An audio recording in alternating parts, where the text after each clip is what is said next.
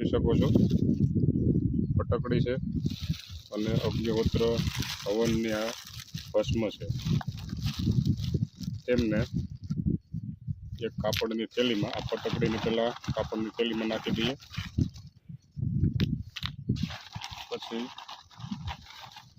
આ જે છે ભસ્મ, એમને પણ કાપડની થેલીમાં નાખી દઈએ.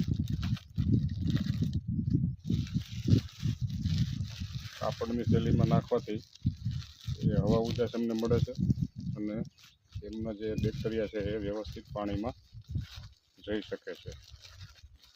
જોઈ રહ્યા છો, આ ભસ્મને કાપડની થેલીમાં નાખી અને દોરીથી બાંધી 750 લીટર પાણીમાં તેમને રાખી દેવાની છે. ફટકડી અને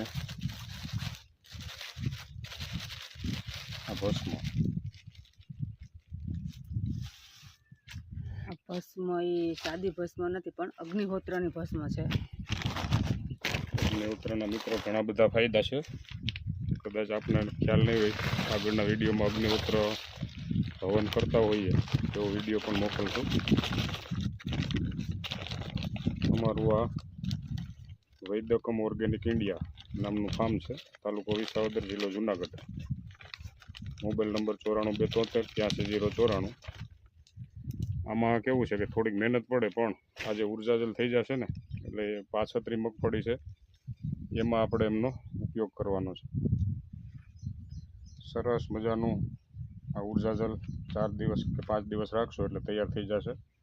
ત્યારબાદ એમને સ્પ્રે પંપ લઈને ઉપરથી છંટકાવ કરવાનો છે. ફટકડી બંધાઈ ગઈ છે. ત્યારબાદ આ જે છે અગ્નિહોત્રની ભસ્મ, એ ભસ્મને બાંધીને ટીંગાડવાની છે.